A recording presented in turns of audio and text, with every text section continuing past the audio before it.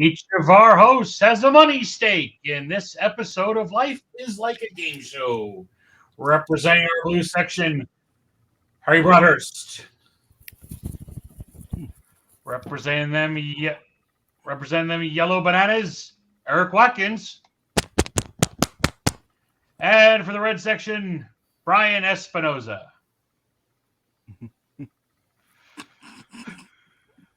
And this is Watkins. I was trying to do that deadpan ass look, and you had to fucking sit there and laugh. Are you trying to make me become in a better mood? Because I'm not in a good mood today, damn it. I want to throw some bottles. You know what? I'm going to throw a bottle at Nielsen just for the hell of it. Bam. Right? Boom. 6 points. 6 points. Right there. 6 runs.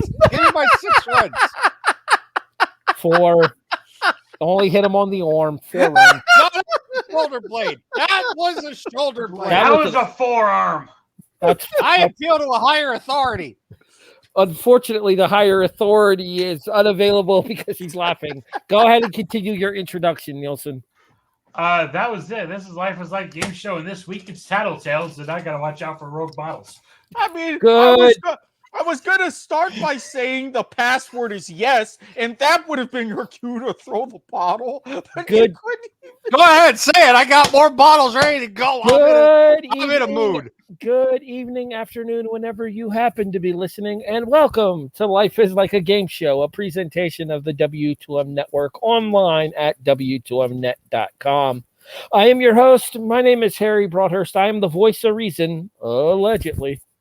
And joining me are your usual cast of characters. He is the DSDO. He is the anchorman. He is the executive producer. He is the man of 1,001 nicknames around this network. Jesus.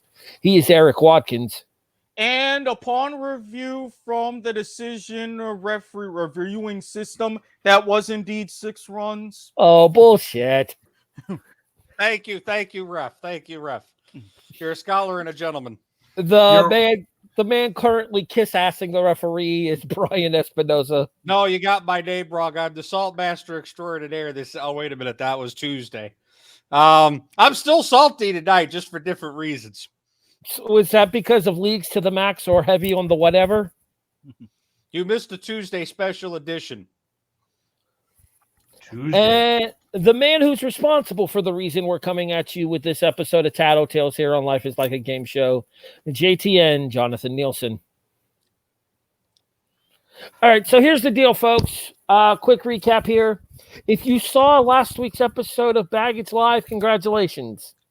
If you didn't and want to look it up in the archives, too goddamn bad.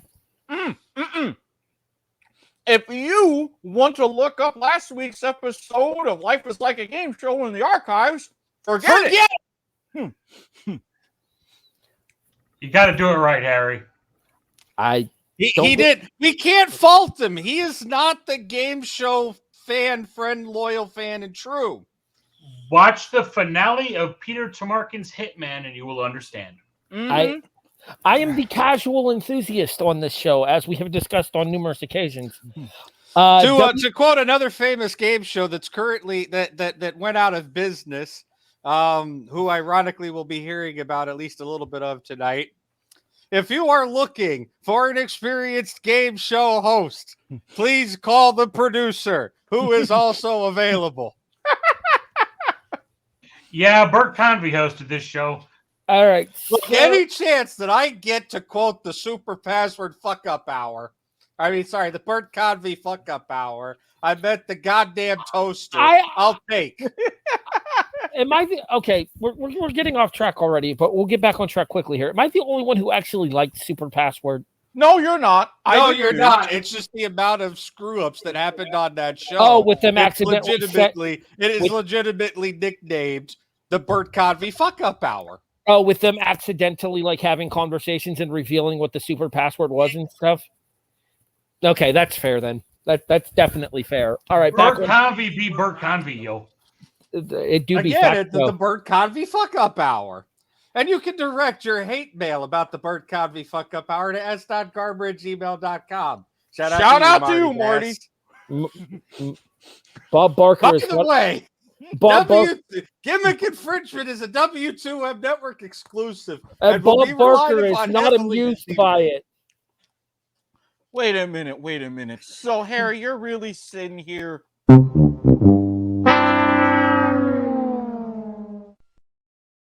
Bob Minus the nat- Barker being pleased will not be seen tonight. All right, getting back on topic. So that we here. may bring you the remainder of this W2M network feature presentation. All right, so getting back on topic here. Yeah, there were some chicanery afoot last weekend. It was the decisions were made by the higher ups at the W2M network to pull the episode from rotation. For our parts in that, we do apologize to our lawyer listeners, and we hope to do better going forward. Our bad, yo. If you missed it, you didn't miss much. Well, and that's kind of a recurring theme of these shows. And like me and Eric were talking, we'll kind of segue this back towards TattleTales here. So we already covered Newlywed Game, which means we've basically already covered this show. It's just with a celebrity twist and an audience participation element. Yeah, because literally the audience had a money stake in the couples that were on the show. Not to mention, the episode that I watched, the one with the because I actually didn't watch a Burt Convey hosted episode, and we'll talk about the who's, the where's, and the what fors a little bit later on when we go to the non-credible academic resource. But the episode that I watched in preparation for this was during Game Show MC week, and the actual host of that particular episode was none other than Mr. Not Pleased himself, Bob Barker. Oh, speaking of which, Eric, roll the intro for that clip, please. First of all, as we have a comment. Oh, a comment? Yes, a comment. Harry needs to trim that. Hey! What's up, Fonty? Thanks for watching, dude. Hope you're feeling better, bro. He's just getting over COVID, so hopefully he's feeling better. Oh, definitely feel better. Oh, yeah. I feel better soon, man. That's no joke. It knocked him on his ass. I am having the time of my life trying to get this damn. All right, you're supposed to be playing a clip, Watkins. Yes. Roll the beautiful bean footage.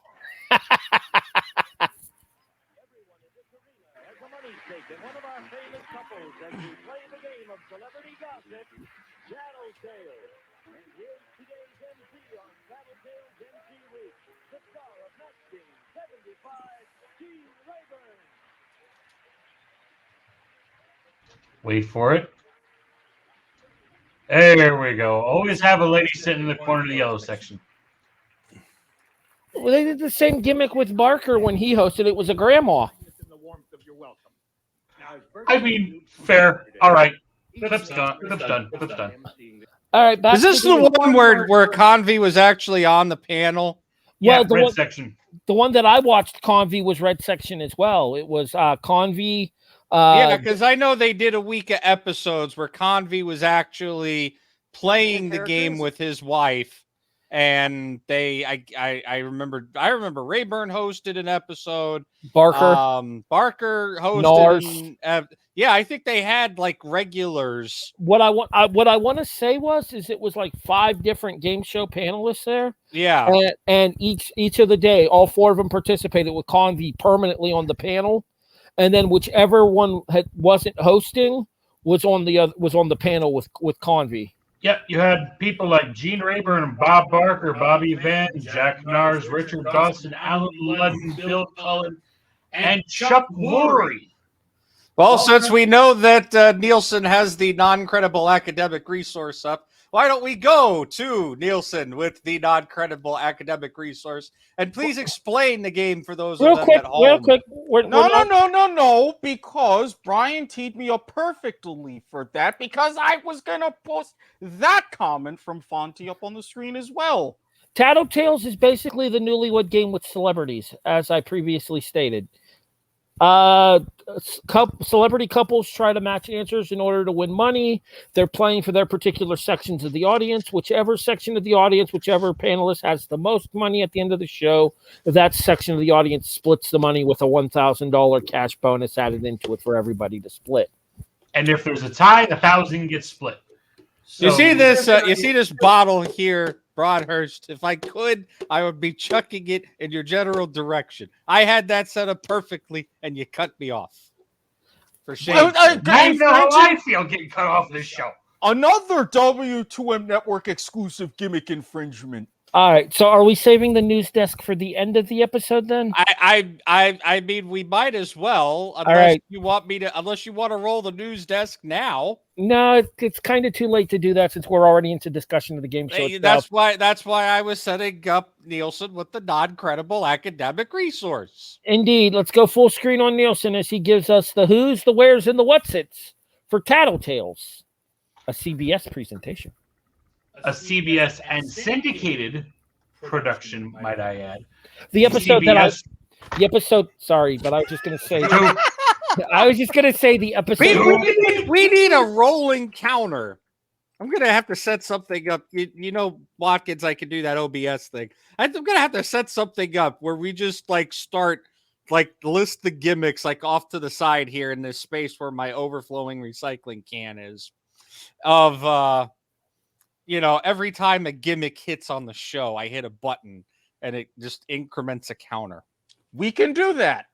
All right. Remind me for that for next week. What I was about to say, and go back to full screen on Nielsen with this here. What I was about to say is the particular episode that I watched was a CBS production, hence why I said it.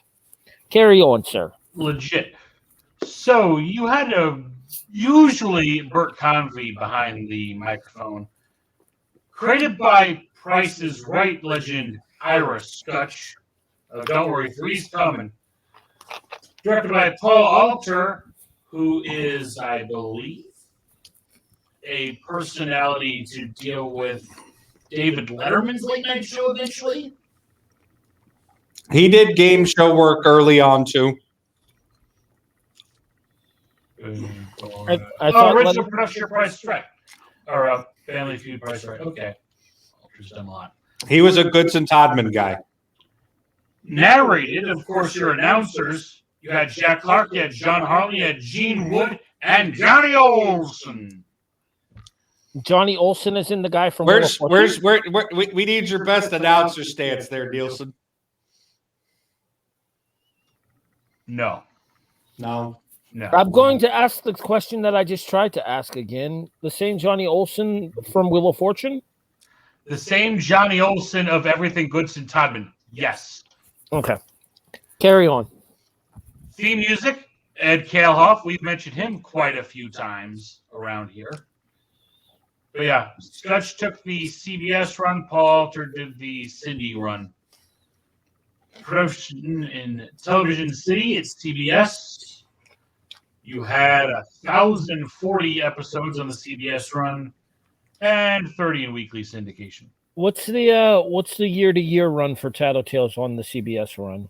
74 to 78, and then the Cindy was 82 to 84. Wait. 74 to 78. So they did 1,000 episodes in 4 years. Daily show. Okay. Daily show. That answers that question. All right, because I know a lot of the older game show runs were once weeklies. No, this was a daily. That's why they had the week of... Harry, you said it was a week of game show hosts, right? Well, that could have been the syndicated run, though. Match game 75. 5. Yeah, that's fair. All right. Ignore me. Everyone else usually does. Carry on. I know someone who doesn't. Well, And usually you could find it either in the death slot, 4 p.m., or preempting Price is Right in the morning side. That's usually the time slots where they like to air it. And, of course, it was trumped by Pass the Buck in 78 when it got booted from CBS. Bill Cullen wanted his time slot back. Okay, time out. I have to ask. Bring us back four person, Eric, here. I have to ask because this is going to bother me if I don't ask. Pass the Buck. Any relation to the Price is Right game of the same name? No. Okay, because I've never actually seen Pass the Buck, the game show edition. I know the pricing game, and I use this to take an opportunity to remind everybody that next month will be Price is Right month here on Life is Like a Game Show. Segue. Speaking of The Price is Right, don't forget to have your producer spayed and neutered. Well, that's more of your game show bracket host, and he'll be back on. Point of View. I wasn't referring to you, Watkins. I'm about to say, I'm about the only one that I can't afford it for various reasons. So now CBS tried to bring it back in the 80s, and nope, they got body language instead. And by the way, pass the buck, one season wonder. You're not missing much. All right, Eric, do we want to discuss about last night? I mean, kind of a modern day successor in a sense. Very similar. I didn't get to watch it due to work, unfortunately. So please no spoilers. Same. Okay, so we'll just put it to you this way, because no audience element to this particular show, but it's very similar with the celebrity couples, and they're playing to win money for charity in this instance here. Now, is it no audience format by design, or is it no audience due to COVID? No by audience design. No By audience design. format Okay. by design because of the intimate nature of the way that the game is played. Can I offer just two spoiler-free differences? Quick explanation before you do so.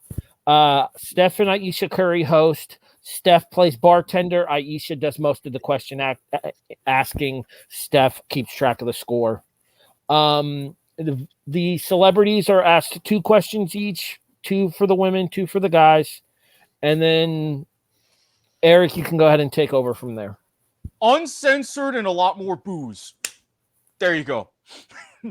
So it's like the game show recreations teams match game Hollywood Squares hour at a convention?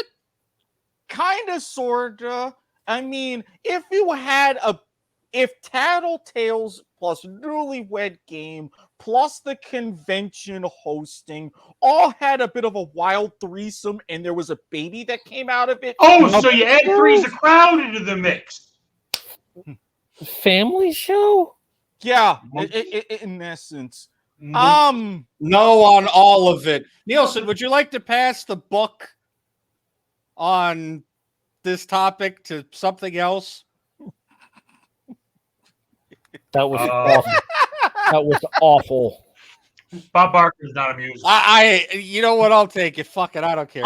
No. I can't give unanimity either way. That just gets nothing. It's so bad, it's good. I'm sorry. That hangs out in its own stank. I tried. I was going to set it up when he said it the first time, and everybody else was talking. So, for the sake of not derailing us, I decided to forego the comedic timing. You're welcome, gentlemen. Real quick. Wait, there's more. There's not more yet. Hold your damn horses. Wait a minute. Did we just get Rod Popeiled? Yes, you got Rod Popeiled. Yes. Yes, we did. Not yet. There's not more. Eric, real quick, about last night again. Available on HBO Max if people are interested in checking it out. I watched the first 2 episodes. I'm kind of 5.5, 6-ish. It's not a bad way to spend a half an hour, but Aisha gets grating quick. This is why do not watch the show sober. Either have it on as background noise if you need a good laugh. If you've got some sort of inebriation, it's great to kill time. You don't have to flip channels. It's an easy binge, but you want to be in a headspace if you do that. If you are interested in watching an actual game show on HBO Max, that would be worth the time dedicated to watching it. HBO Max has the entire run of The Misery Index on it. So I take it, Mr. Broadhurst, you are not a fan of the recent reboot courtesy of Fremantle Media. Don't you mean Endemol? They're trying really fucking thin ice over there, Watkins. I'm doing this now because it's not Friday and you can't throw a bottle at me. I'm at safe distance. Mr. Watkins, I got 2 words for you. Viva Cuervo. I feel like Nielsen's about to become the victim of Watkins' fuckery. All right. But wait, there's more. Go ahead, Nielsen. You actually stole my but wait, there's more with the HBO remake. Thank you. But wait, there's more. If you call right now and watch this reboot, I'm going to throw in the Burt Convy Fuck Up Hour Injector for free. That's right, a $19.95 value, yours right now in the next 15 minutes if you call us for free. All right, we'll give you a monkey. We'll give you a monkey for channeling the spirit of Ron Pompey.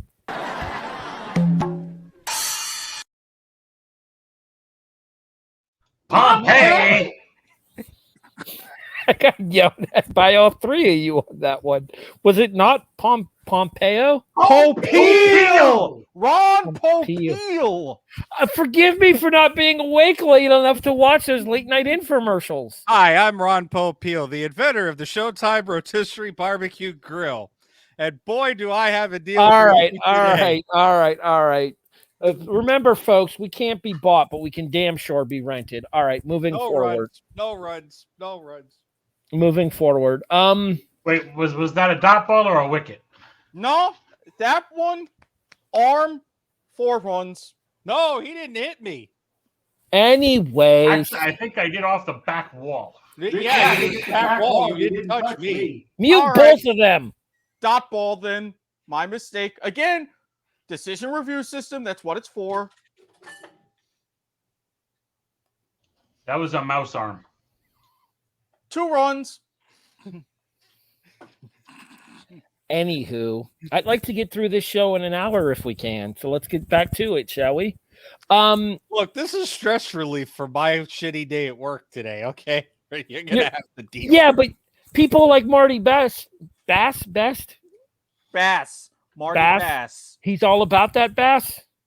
No trouble. No salmon. That was a reference specifically for Eric. I know. All right, back. So, Eric, we got some international versions here.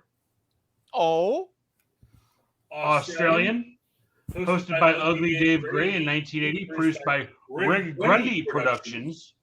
Reg. Tomato.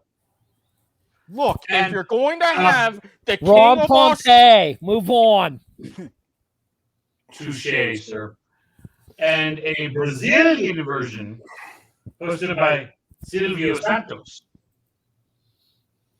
Oh, If I you need to bet- brush up on your Portuguese. So I was about to say I would assume in Portuguese. Brazilian Portuguese. So no external versions in English, even Queen's English. Nope. That's an oddity because a lot of those shows that tend to do really well in syndication in television here in the U.S. when they go overseas, they usually tend to have an English reboot in some form or fashion. Harry, 3 words. Stiff upper lip. Trust me, it wouldn't have worked as well. Yeah, this show had to go down under.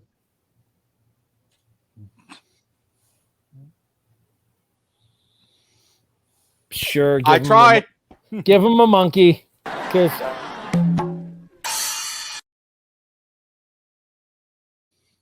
so.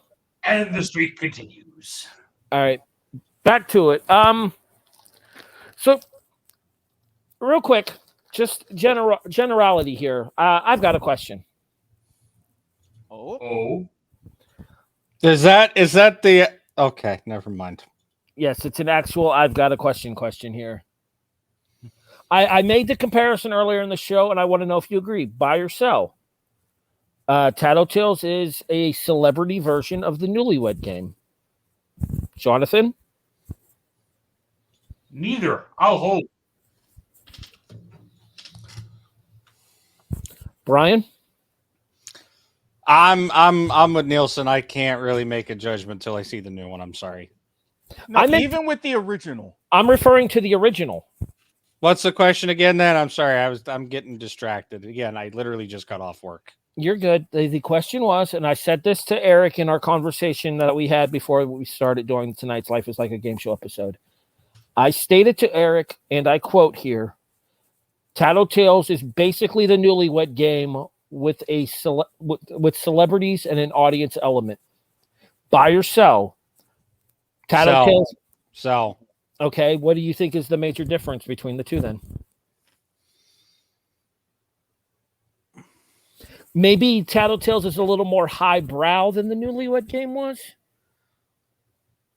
Highbrow and more in depth. Like, you didn't get a whole bunch of divorces from the Newlywed Game. No, you did not. TattleTales, they went deep. If you were on that show and you survived 2 to 3 years afterwards, it was a miracle. Mr. I think even a game show couple broke up after the show. Yeah, I mean, Eric pretty much said it for me, but I don't know if I would consider it a version of the Newlywed Game, though. I think it's its own unique format. Does it have similarities to other dating shows, specifically Newlywed Game? Sure. But point out any game show that falls into the falls into the dating show format that isn't a direct ripoff of either Dating Game, Newlywed Game, or Love Connection. Mr. Watkins? I mean, under the original format, and I didn't make this caveat off air. Because I'm sorry, but those are pretty much the 3 original format shows in the dating genre. Everything else is just a rebadged, rebranded copy with some tweaks of it. Okay, now we'll go to Mr. Watkins for his thoughts. I'm done. So, and I didn't no final thought today.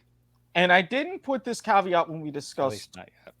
off air, but I am putting this in now. If you look at the first season or so before they switched to the all quickie format, and I mean, come on, who doesn't love a good quickie every now and then? Under its original format, Family show. under its original format, Put the goddamn cereal away.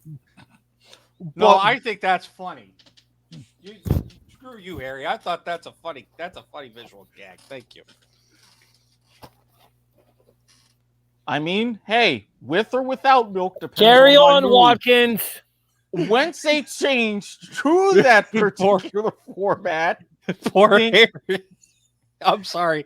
Harry looks like me, like when I did at 11:40. He's like, I'm fed up with y'all shit. Y'all need to shut the hell up. We got a show to do. This is what I'm Gesture supposed the to do. shirt, Harry. Y'all need Jesus. Imagine it being said like an elderly church lady from the South. Y'all need Jesus. Jesus. Thank you. Okay, go ahead, Watkins. Oh, Continue. God, Jesus. it's so What? one. I've seen the light. Shoot this man.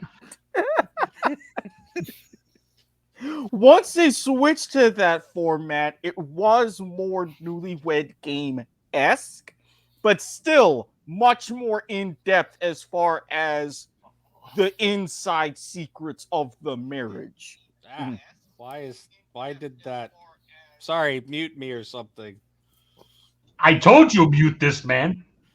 No, I had to just scroll through my Facebook real quick, and our live show actually came up and started playing on my phone. So if you want to go ahead like Ryan did accidentally, and as Fonte has been, we more appreciate it, watch us live on Facebook, facebook.com/W2M Network, twitch.tv/W2M Net, twitter.com/W2M Network, and we will be uploading this episode on YouTube, barring any other chicanery, youtube.com/W2M Network. If, however, you prefer to take our podcast orally, that's all well and good. Stitcher, Spreaker, Podbean, CastBox, Overcast, iHeartRadio. Rate us and review us on Spotify, 5 stars, naturally. Apple Pods, Google Pods, if you name it, we're most likely on it. Hold on a second. I'm trying to find where he had permission to steal my stick. Also, check Apologies. the Discord links. Join us for discussion there. Okay, anywho. Gimmick infringement is apparently a W2M. No, anyways, back to it. This gimmick infringement will be seen tonight. All right, We now return you to this W2M Network feature presentation. I have Already in progress. I have a second question. You only get one a week. Yep, dope. I'm taking. We're under an hour. He gets a second. I'm taking. All a right, second. fine. I'm taking my final thought then. Well, you can have your final thought after my second question. We've been doing this with most of the shows that we've done, and I feel like it's led to some very interesting conversations. Obviously, the current remake that is on HBO Max is hosted by Steph and Aisha Curry. If you guys had to pick a celebrity couple in order to host a ready for prime time, by which I mean network television version of this, who would it be? Mike and Maurice Mizanin. I don't hate that. But I'm also a wrestling fan, so I'm a WWE little fans biased. know him as The Miz. Points Gryffindor. Eric? I'm gonna have to think about this one because I can't stand most celebrity couples. If I'm gonna be blatantly honest, I have a theory for this one here. I will go with Dax Shepard and Kristen Bell. no. Doc, I have seen enough of them on my television. For the love of Christ, no. Y'all need Jesus. Jesus! Bless his heart. Sorry for the weird reaction, but Bless your heart. If you're gonna even try to come close to saying that, at least quote it correctly. God, that you ain't even from the South, are you, boy? My grandma lives in Georgia. Okay, and I've been up in Ohio. Never. We're gonna get offensive if we keep this up. So let's go ahead and move forward.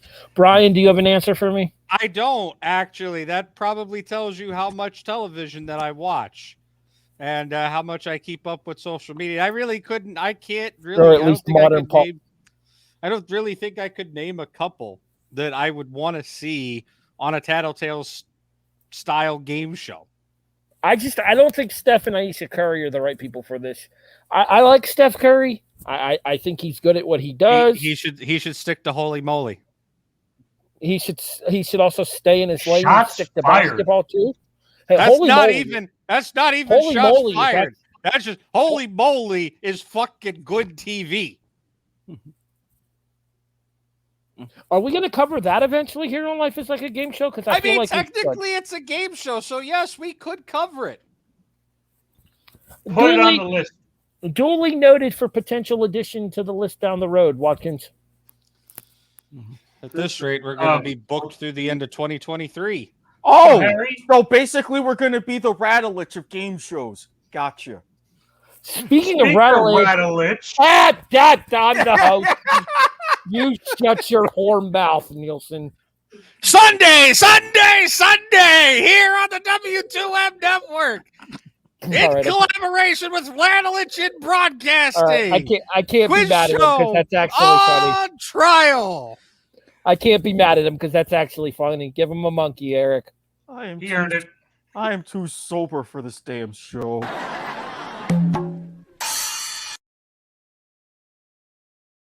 Man, that's two tonight. I don't remember the last time I got two monkeys like that. As Mr. Espinosa just so violently informed you all. That's a nice way to put it. The delayed version of Quiz Show is coming to the W2M Network and Radulich Broadcasting Network this Sunday night as we tackle the 1994 movie. God, I'm laughing. Putting it on trial to determine I said that. Putting it on trial to determine whether it stands the test of time. Myself, Mr. Watkins, Mr. Nielsen, Mr. Espinosa, and the aforementioned Mark Radulich will be your guides through the hour and 52 minutes. No, 2 hours and 13 minutes, I believe. Is but that's not correct.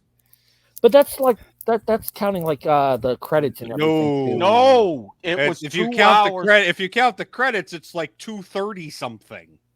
It didn't feel that You long. want me to look? You know what the thing about it was? I'm going to open up the video file right now because I happen to own a digital copy of it. Actually, you know what? That's kind of telling us to how the movie came off to me then, because it really didn't feel like 2 hours and 20 minutes. No, it didn't. That's how good it was. So we will be singing more praises about the 21 Game Show scandal, which you can hear us talk about at length in the archives of Life is Like a Game Show. And then we talk about the Hollywood dramatization of it when we go on trial with Mark Radulich and the Radulich Broadcasting Network Quiz Yep. show, 2 hours. 1994. Okay, 2 hours and 13 minutes, and that does include the credits. Broadhurst was right. Well, I mean, yeah, because Well, I mean, we were technically both right. because with the Because if opening, you trim the credits, okay, let me see where the. Since we're about to be technical here, first of all, I need to mute VLC so I can continue to hear the closing credits start somewhere around the 5-minute mark in the movie. 5 minute left in the movie. The opening credits run for like the first 5 to 7. So approximately 2 hours ish, roughly. Anywho, I watched it with Evo. The credits officially come up at 2 hours, 8 minutes, and 45 seconds. So about 5 minutes left in the movie, like I just said.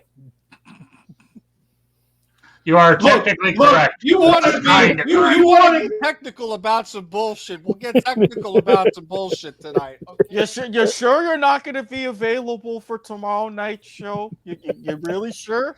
Yeah, unfortunately, my date He's sitting there. Watkins is over there quaking in his boots now, apparently, because he's going to have to deal with me all night tomorrow. My Wait a minute. If you're not going to be here tomorrow night, I might have to be here tomorrow night. Oh, hell no. Not with the topics we're talking about tomorrow night, buddy. No, you're going to stick out like a sore thumb. I'm sorry.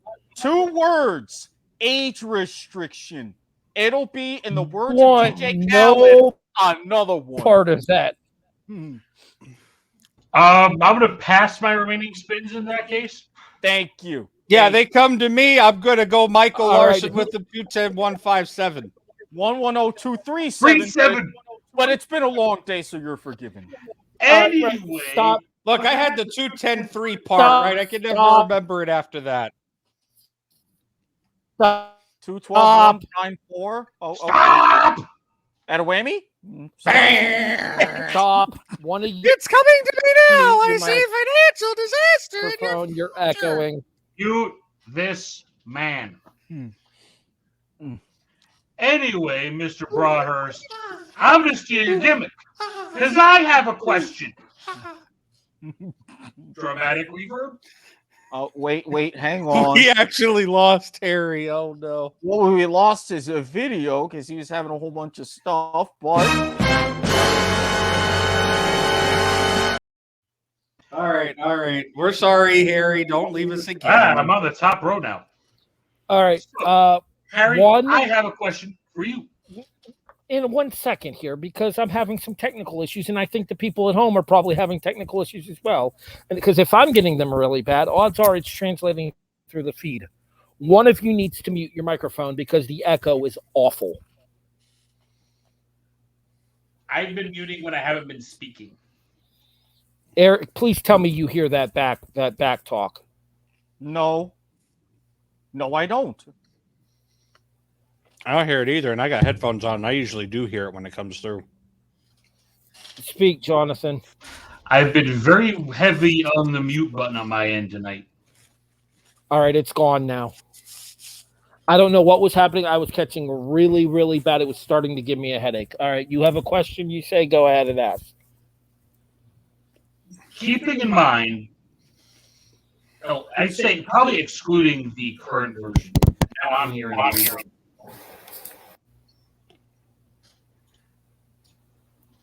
Thank you. What would you give this show on that infamous grading scale that we use?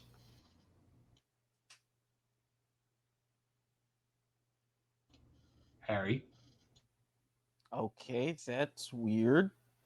All right, I'm back. I caught an echo in my headphones, so I had to unplug my headphones and reset them. I'm back. You're great. Are we doing the scale of 1 to 100 again? 0 to 100 technically, but yes. Okay, yeah, but what the odds of us handing out a 0 or You could fail a show that badly. I mean, I've been tempted to. You're in the picture fails that badly. Go ahead. The YouTube don't talk reboot about singled that out. show. The YouTube reboot is singled out. Could have been a 0.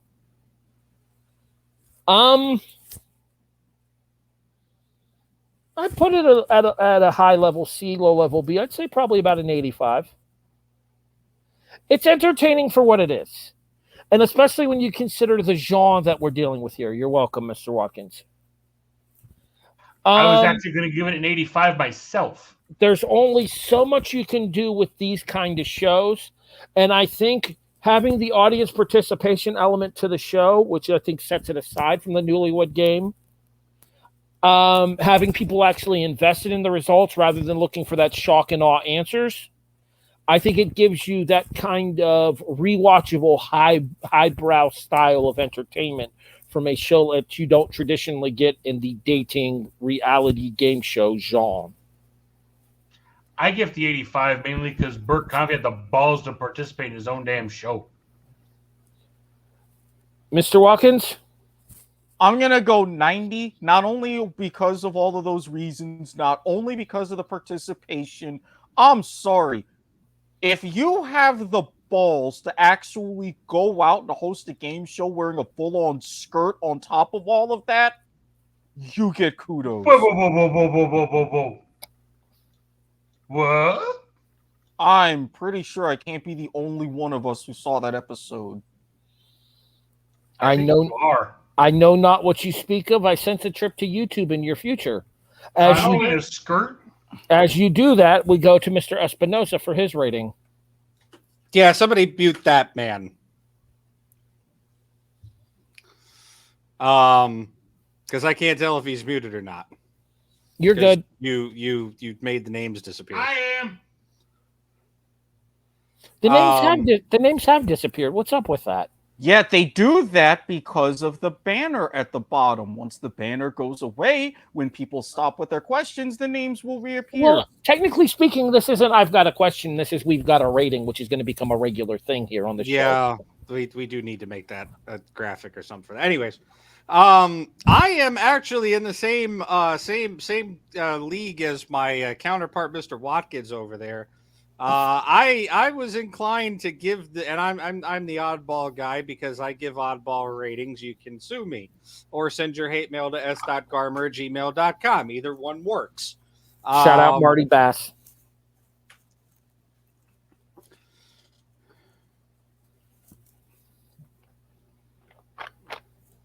Go on. Let's go to the videotape. The man is like communicating in semaphores over there. He reminds me of a Leslie Nielsen gimmick. It's air traffic controlling. No relation, by the way. Thank you for the reference. I said that. I am in the same. You know what? You know what this is? This is my final thought. Wait, because as I was, we're about to lose our names again. Yeah, there we go. Hey, do I look like I care? I know he's muted. Yeah, so I'm in the same I'm in the same league as my counterpart, Mr. Watkins over here. That way. There we go. Yeah, something like that. I don't know. Pointing is hard. I give the show a solid 92. That's an A in the state of Ohio. But I think it might be the highest rating since MGHS, actually. Because MGHS gets a solid like 99 in my book. I think that if you can do a show that is technically in the dating genre, that doesn't feel like it's in the dating genre, and you get folks like Bob freaking Barker and Dorothy Joe, people who they do. Bob does not make appearances outside of Price, especially in the time frame that TattleTales was running. Right? Like in the late 70s, early 80s, okay, maybe you could get him to appear on something because he did do Match Game a lot in the 70s. You know, he did, do a couple of appearances here and there, especially when it was another Goodson Todman show or another CBS thing. But as it went on, especially, mid 80s and onward, you couldn't get Bob to do any appearance outside of Price. that's it was a miracle that he did the thing with Craig Ferguson in what was that 08, 09, whenever his biography came out. well. Oh, you I mean want- we busted the desk? But and Craig Ferguson got the new studio. But my point is, when you can do a show that good, where you can attract celebrities, much less celebrity couples, that don't normally do television outside of their normal thing, that gets an A grade from me. Yeah, I would argue that the thing that set it apart from the Newlywed Game, and then we'll go ahead and get to our news desk real quick here. You can go ahead and remove the final thought graphic here, Eric. Well, before we get to the news desk, I knew hold that I on. wasn't. Stop, but hold on a second, sir. We'll let you use that to segue us into the news desk. I was going to finish commenting on what Brian just said, if you don't mind.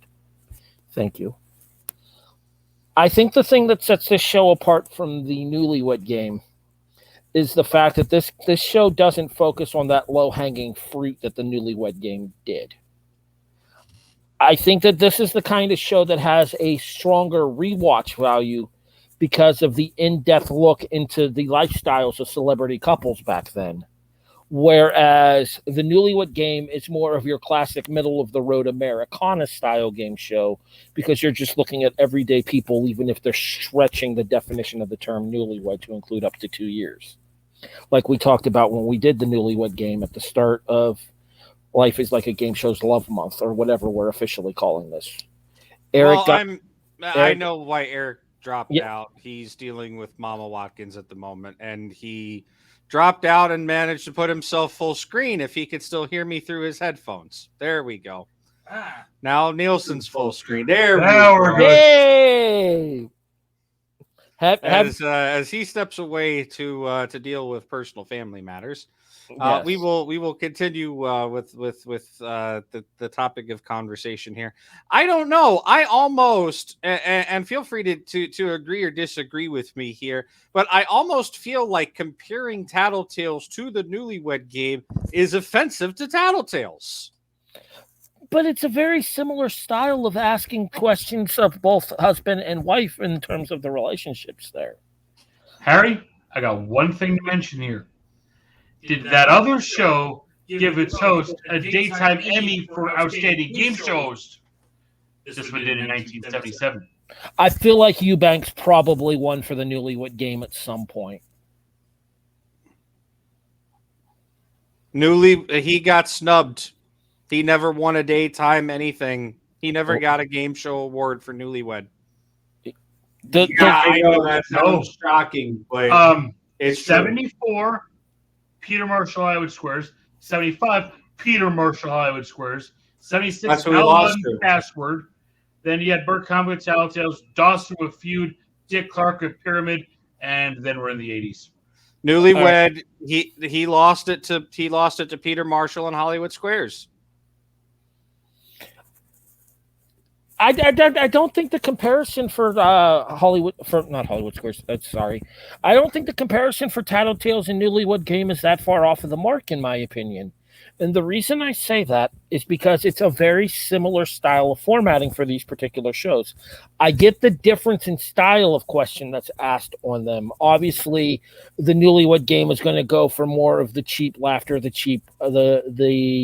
the low-hanging fruit, as I called it a few moments ago. Name the weirdest place you got the urge to make whoopee. Yes, we talked about this. Exactly. I think that. How about this? TattleTales was Newlywed Game for the educated crowd.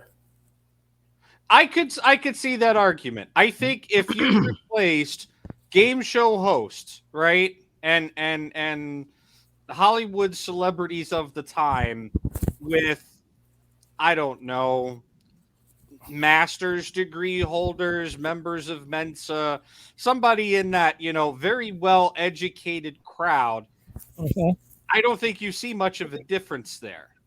That's what I mean. This is more aimed towards your hoi polloi of the American public.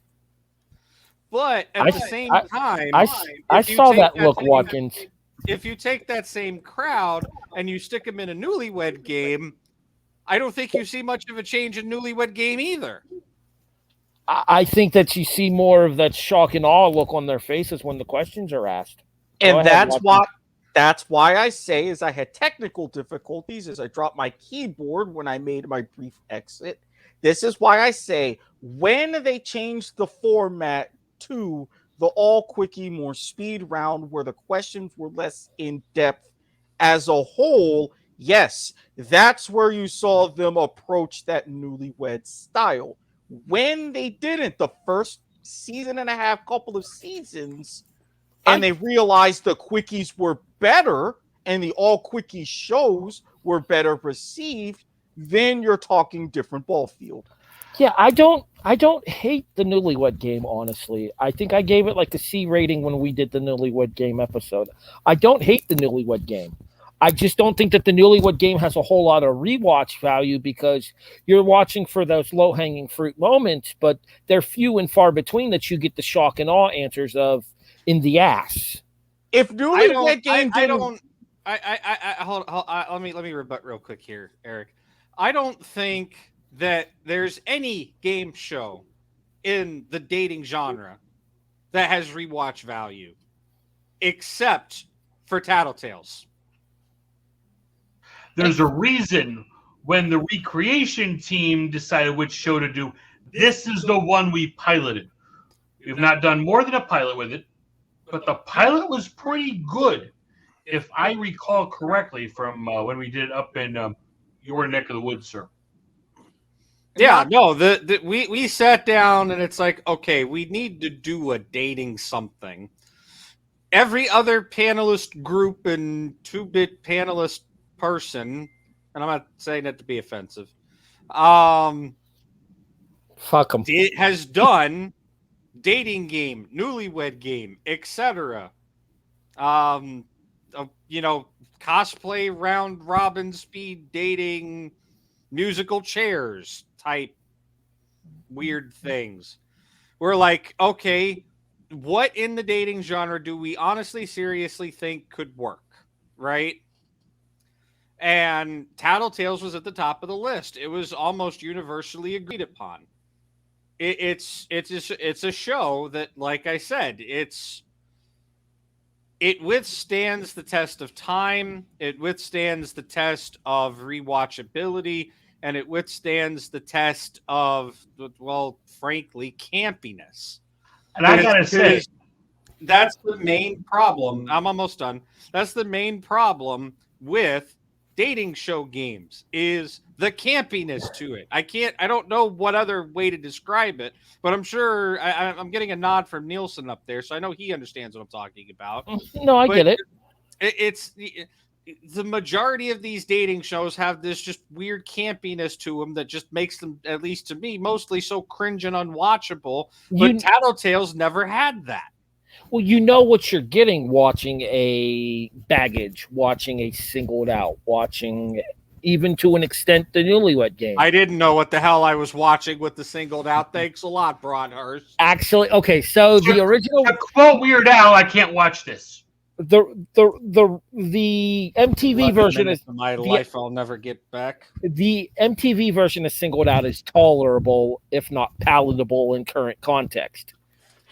It still got one hell of a what the hell am I watching? The YouTube version needs to burn in a dumpster fire and never be spoken of again. Again, 11 minutes of my life I'll never get back. I will say this, and then I will defer to John because I know he's chomping at the bit. Yeah, when we're talking, my point's really quick. I was just going to shout out Winrich and Ozma. That duo, when we were doing the recreation, they made that pilot work. Kudos to you if you ever watch this. Continue.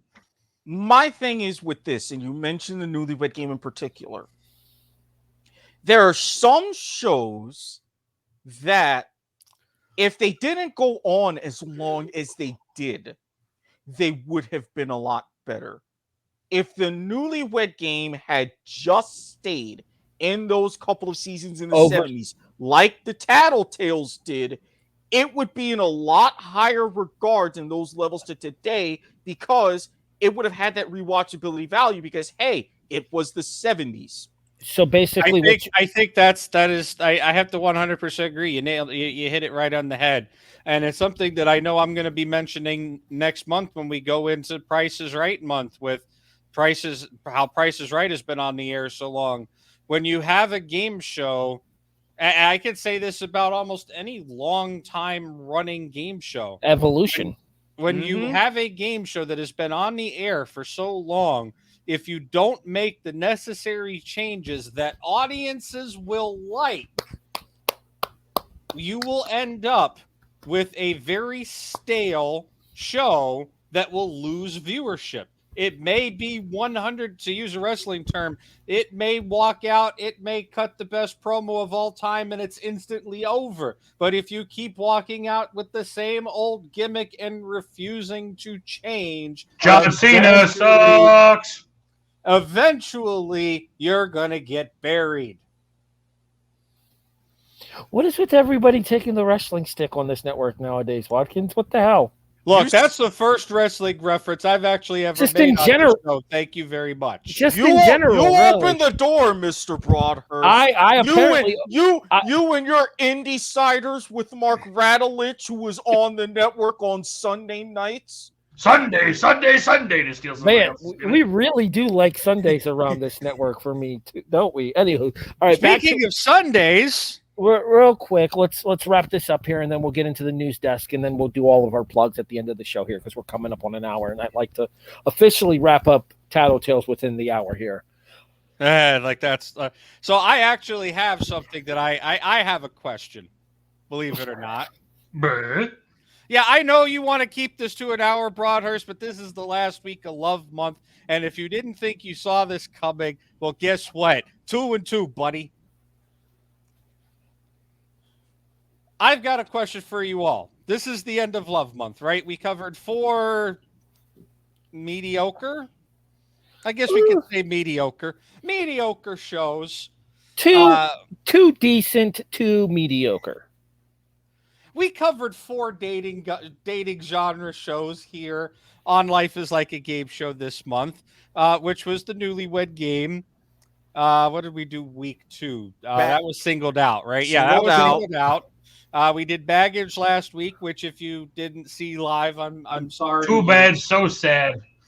The Jerry level shenanigans were Jerry. Were too hot for TV and had to be censored.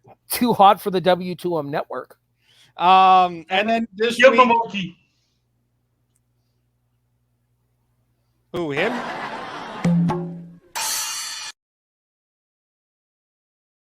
Who was that monkey for? Was that for him? The too hot was monkey worthy. Okay.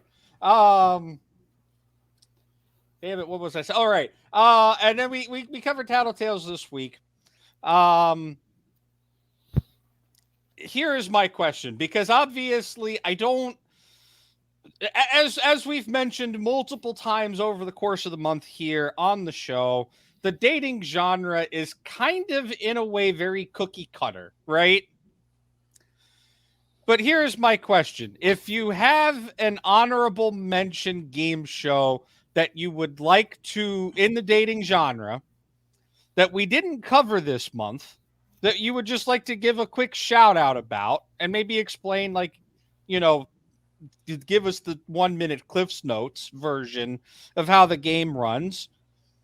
I want to take a moment to do that, because there's quite a bit out there in that dating genre, and I don't want, you know, Mr. Hate Mail himself, who can be reached at s.garmer@gmail.com, of course, to be getting emails of, hey, it's Love Month. Why did you not cover the dating game? Or, you know, vice versa. Well, not really vice versa, but etc. If I had to pick, so I was going to say, I'll go ahead and start with Mr. Broadhurst there. And I appreciate you starting with me, because I am going to have to step away for a quick second once I'm done here. If I had to pick one that I thought stood out to me in terms of that dating show genre, I would go with Eliminate, that we didn't cover. And Eliminate was kind of like your syndicated, almost quasi-reality TV before reality TV was really a thing. and it had the dating element, the game show element of it all, in that a contestant would go out with 3 different people on the original date, then 2 people on the second date, and after each date, one person would be eliminated until they would go on a one-on-one date and then decide if they wanted to try to take the relationship any further than that. So I think that you had kind of that trash TV element that we talked about with Baggage, which we did last week here, but you also had that coupling element that you got with the dating game, which we didn't get to here on Love Month here on the W2M network, but it's very similar in that format, even if the dating game was more set up with Woolery inside of the studio. I would say the one that I would give the shout out to would be Eliminate. And with that, I have to step away because I can't hold the restroom music. Oh no, that's longer. fine. I'll go with Mr. Nielsen next. John, take it away, John. I think, Eric, you probably saw this one coming. I got to go with the great Chuck Woolery and that Love Connection, the 80s version. Damn it! I mean, come on. This show was like my era, man. This show was my era. I'll piggyback on that when I circle this, when I bring this around full circle. But I will throw a +1 on the Love Connection as well, and I'll give my rationale on it when it comes around to me. I mean, you don't have to limit it to just one. You can pick like 2 or 3. Just don't go overboard. I mean, you had an announcer, Rod Roddy. Surprise. But yeah, it was you chose between 3 suitors. You got to go on the date, and you got to hear all the juicy stuff after the date. So it's sort of the flip side of choose your 3 people, the network sends you on the date. Cool. Now we get to see the aftermath of that, and it sort of flipped the script of the entire genre at the time. So I'm going to go with Love Connection, but the 2017, don't buy, to quote Jim Cramer. Okay. All right, Eric, what you got? All right, yeah, I was going to say, all right, Eric, what do you got? I'm going to be honest. I have watched like a few different syndication kind of trash TV dating shows from late 90s. I mean, let's be honest. Most of these were, the target demographic was right. A typical Jerry Springer show viewer. Exactly. Jerry. Come on, damn it, Watkins. Jerry. Okay, we got it. Wait a minute. We were just in. Of course, when Broadhurst isn't here, we were in perfect sync. I heard every part of it. It's about time. It only took you guys 4 fucking weeks to get there. Congratulations. But anyways, please go. Please continue, Mr. Watkins. But even with all of those, the most memorable, the one that I would love to give a shout out to, not just because of the format, the style, the Chuck Barris production of the original dating game. Serial killer aside, I'm going to say that first and foremost. Serial killer aside, it was a fantastic show. You had those big, funny, very, very risque 70s moments that led to what happened on the Newlywed Game. And you had your mix of what they're trying to do now with Michael Bolton and Zooey Deschanel having different celebrities, although not exactly with the celebrity tinge. I mean, hell, even the moment where you had like Andy Kaufman on an episode. I'm just gonna interject really quick. It works with Zooey Deschanel. Michael Bolton makes it awkward. Zooey Deschanel is the chick from what's that show on Fox? New Girl. Hitchhiker's Guide to the Galaxy. Yeah, New Girl. So long, and thanks for all the fish, Eric. Wasn't she the one from Yes Man as well? With Jim Carrey? She might have been, yeah, because I remember watching that Jim Carrey movie, because that's the one where he has to say yes he has like to 24 say yes hours. To everything, like, because he has this sudden change of religion sort of thing. Yeah, bonked on the head with a microphone. What is with him having to do things because of his previous actions in movies? Liar, Liar was the same way. All right, anyways. This is a Rattlegion broadcasting discussion, not a Life is Like a Game Show discussion. Go ahead. Agreed. Anyway, I do have to say one thing, though. I have to revise my 85 upward. I'm going to revise it to an 89 because Mr. Watkins informed us of something. I found the clip. As It's did blasting I. in our chat. Go ahead. Well, hold on. Well, might as well do it now than never. TattleTales, Bert Convey.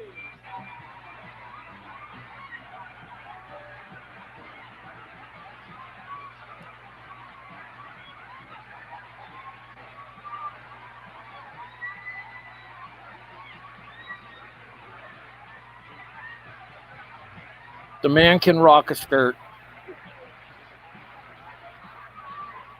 Is he wearing leggings? I think so. What are those? The Spanx? socks that? No, it's like the. Oh no, socks you don't that- pause it there. It's You like don't the- pause it there. It's like the socks that men wear with kilts. I mean, I defer to our resident No. kilt expert on that. No, those aren't the same kind of socks. Those are too thin. Same style. Similar. Okay, now you can get rid of it. It was just a handshake this time. Disappoint. Okay, first of all, that's why I stopped it at the right time. I know when to stop things and when to pull out of certain bits. And number two, Family show? thank you r/men's skirts, where I was able to find it, and I had it pulled up and queued before he sent the link in the chat. Thank you very much. Beat you to the punch.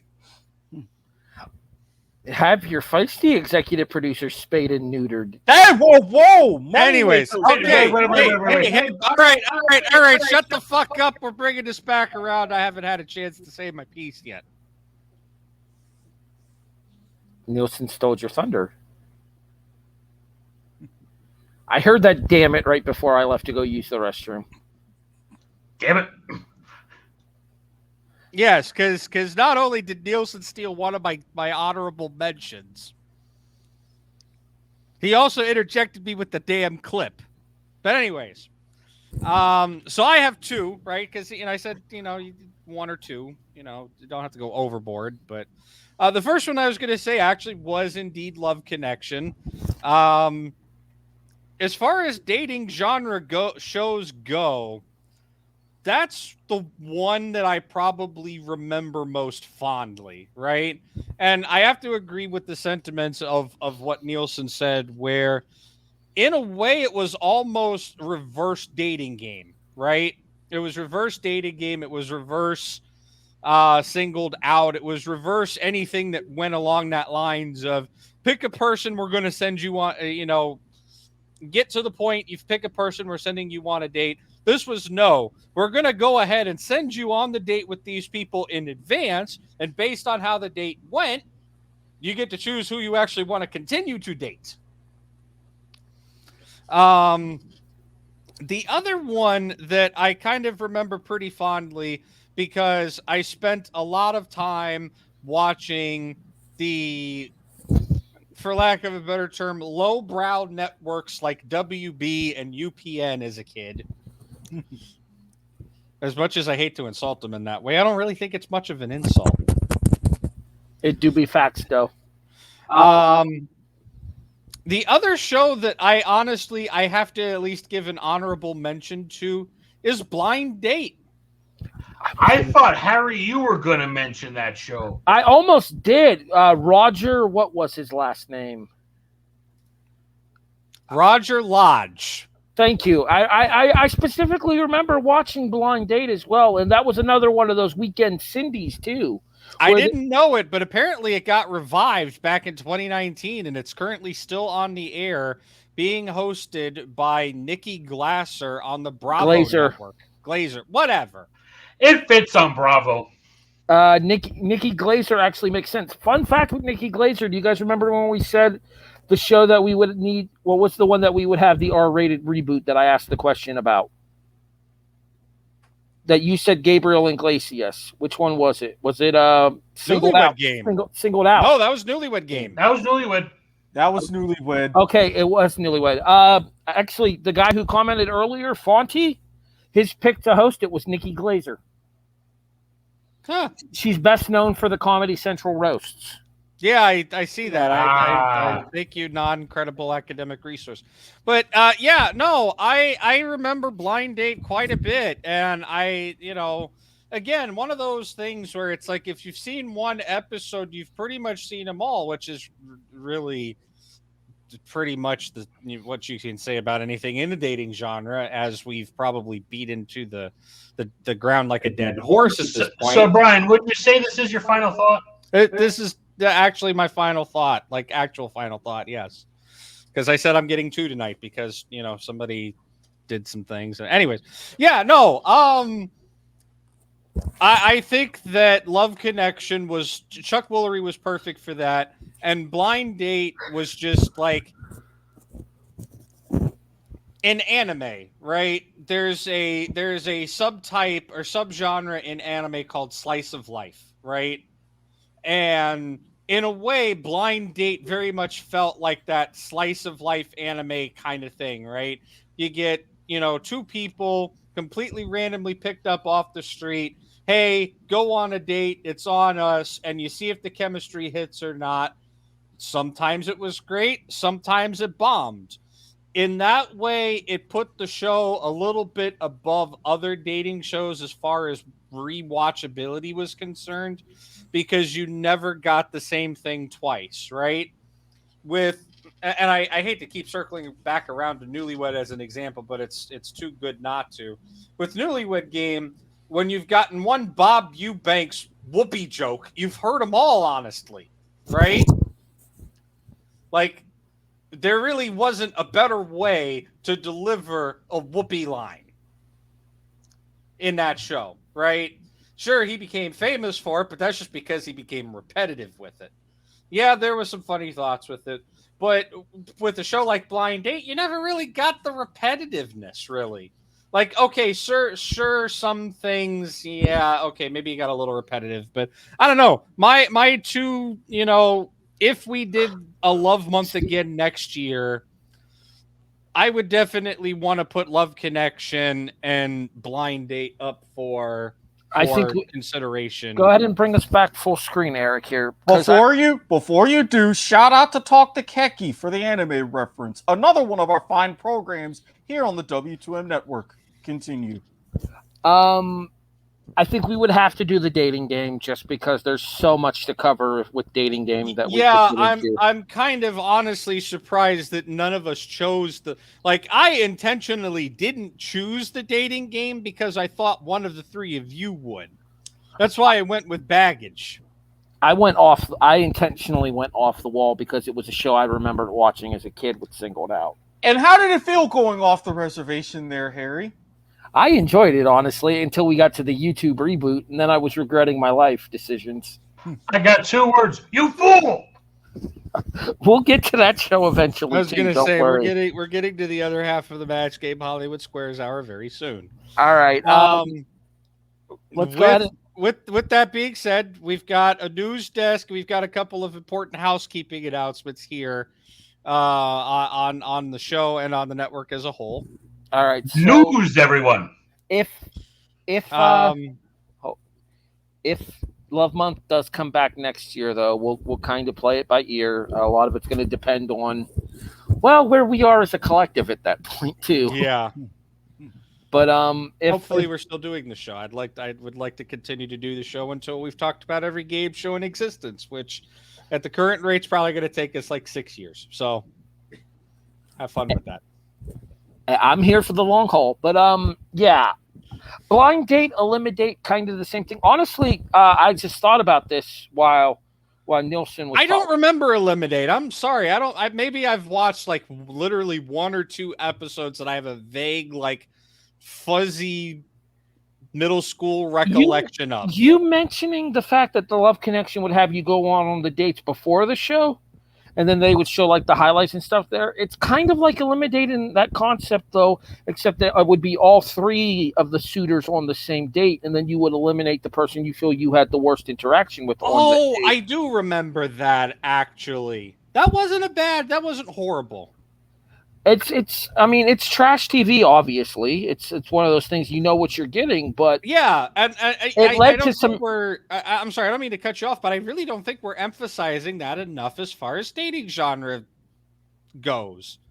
It's very much that warm, fuzzy Americana feeling. You always know what you're going to get, and while there may be a couple of bombs here and there, like shock bombs here and there, it's feel good TV, and it feels weird to say that, but it's something you can throw on in the background without having to pay too much attention to. That you know what you're getting.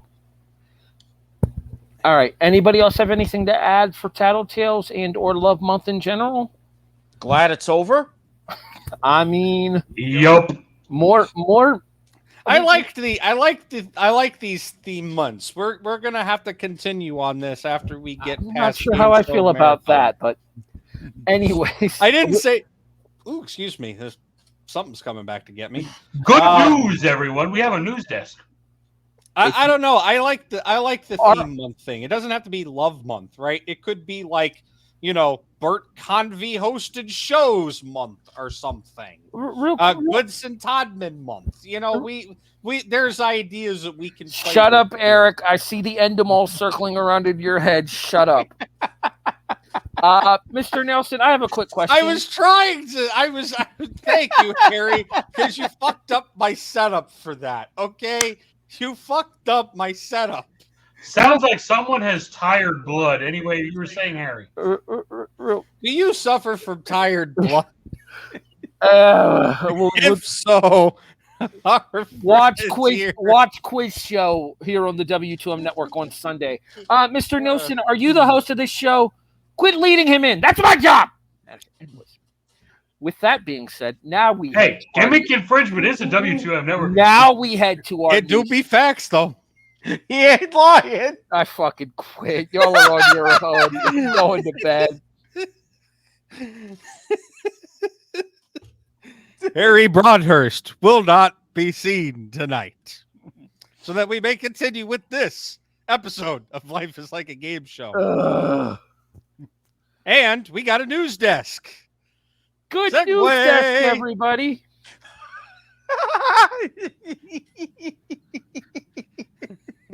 Hey, I'm happy we hit the hour mark. The gimmick death glare infringement. is The real. gimmick infringement. I mean, I stole Eric's gimmick because you stole mine. So in a way, I mean, my gimmick is like at least 4 of my gimmicks have been stolen tonight so far. really, because So- y'all don't make an entire freaking series out of stealing mine. Okay, sure. Go Imitation ahead. is the best form of flattery. Anyway, So they say. Go ahead, Uh, Mr. Espinoza. All right, we have a news desk. So last night on Jeopardy, for those of you who are listening to this in the future, Technically, this would be 2 nights ago by the time the replay comes up if you're watching this on delay. we are referring to the Jeopardy episode from February 23rd, 2022. Thank you. I was getting to that. Hold your goddamn horses. Nope, they stray away. Yeah, clearly. Just like the last couple of brain cells you got. Doing this podcast with you 3 ain't helping. I mean, no, look, would you rather this be an episode of Point of Viewer or what? We'll go there. Did you was that me getting clearance to go for the land speed world record of the Oh, no. no. Back to the news desk, Espinoza. Focus, squirrel. Focus my ass. More like a negative squirrel, if you ask him. I find there are holes in that argument. Anyway, moving on. Oh, that's not. That's a 6 run. It hit him in the head. The second one missed, though. Okay, Now, focus. that was a very productive over. 12 runs for Espinoza on that one. Thank you. All right. Speaking of runs, let's run to the news desk. and talk about Jeopardy, where we did not have a runaway game. No, nothing. I'm trying to make the run thing work. I thought it was halfway good. You got to at least give me a 50% on that. To counterbalance his ex. See, Nothing on the runaway? Nothing on the runaway? Okay. Trying too hard. Go ahead. I got more bottles in the recycling bin behind me. This one's got your name on it, Broadhurst. It would be quite impressive from about 1,400 miles away. Anyways, Time for the Jeopardy. Time for the Jeopardy, indeed. We had a tie, very rare tie at the end of Final Jeopardy. A what? Yeah, a tie. What? No. Donovan McNabb is not here. Najee Harris is not here. This is not the kickoff. We're not going there. So we have a clip. Thank you to Jeopardy for posting this up on their YouTube. And guess what? We can play along at home. If you watched the episode already and you know the answer, no fucking cheating. Roll the clip. I can't play. I watched it live. Roll the clip. For Final Jeopardy. But which one? Let's find out. Ken Jennings. A 1949 review noted the wrong formulas for kill us success entirely. of this Kill character it entirely. and fatal misconceptions about his place in the scheme of things. 30 seconds. Good luck. Okay, so we're actually going to air the entire Final Jeopardy and the tiebreaker? Yeah, it's only like 4 minutes. 2 The minutes and show 33 themselves seconds. posted this. It's officially from Jeopardy's page. I don't think they care. There you Again, go. 2.5 minutes. It's not bad. I do have something to say about this, though, once we're done discussing what happens in the aftermath. Well, we get to witness a very rare tiebreaker. Come to Patrick Burnett first in the middle, who had $8,800. Which play character did he think of? Who was Willie Loman? Yes, from the original Broadway production, Death of a Salesman. I knew it was Death of a Salesman. I couldn't think of the name. 17,600. Henry Rosicki narrowly in second place with 17,000. Did he come up with Willie Loman, Death of a Salesman? He did. He even neatened his handwriting. So you're going to add 17,000, all of it. You double up as well, and you are at 34,000. Somebody's winning a lot of money today. Who will it be? It all comes down to Christine Welchel. Her response and her wager, she came up with Willie Loman. All you had to do was wager 15,001, and you're a Jeopardy champion. You wagered 15,000 even. Christine and Henry, you are tied right now with 34,000. That is a you fool betting moment. Yes. Here's how this is going to work. I'm going to reveal a category and then read you a single clue. The first player to ring in with a correct response is our new Jeopardy champion. Simple. All right, here we go. Good luck to both of you, Henry and Christine. Your category for the tiebreaker will be flowers. And here's your clue. After its inclusion in a 1915 poem, What is this a poppy? red flower became a Yep. symbol of fallen World War I soldiers. Christine, What is a poppy? you are correct. Christine, you are our new Jeopardy champion. You both would have been disqualified for ringing in early. Congratulations to you. What a victory. Had to beat the contestant to get our answer in on the show, but Join us tomorrow, fair. won't you? Take care. And I wouldn't have been disqualified. Your buzzer would have just been locked out for, I believe it's like a second and a half. quarter of a second. Quarter of a second. Here's my problem here. I have no issues with the fact that they did this tiebreaker question. I get the whole integrity of the game, wanting a single champion. I like the multiple champion thing. I thought bringing back multiple champions worked out well in the past. I think the problem is the show doesn't want to pay out the extra money nowadays in order to have both returning champions return, and especially not two returning champions that would have been sitting on $34,000 each. Back in the day, obviously, amounts were lower. Inflation, nah, not When going to did happen. they start the double tiebreaker rule? I'm pretty sure it was very Couple of early years ago. 2000s. Mm-hmm. Like Is it's double tiebreaker rule, or the tiebreaker rule has been around for a long time. Really? Because Yes. I don't remember seeing it very often, and the ones that I have seen it on were. I want to say this was only the fourth time in regular season play. Yeah, maybe that's it's very, very low. And maybe, again, oh, go ahead. maybe that's why I'm thinking that it's more modern than what it might be, just because of the sheer infrequency of it. Yes, the first tiebreaker, almost the exact anniversary of it, March 1st, 2018. By the way it used to be, let's go to a videotape. Okay, I'll have to cue this back up. And as I'm queuing it back up, I will say, you were talking about the you fool betting strategy? No, Holzhauer pulled something similar and he had admitted it.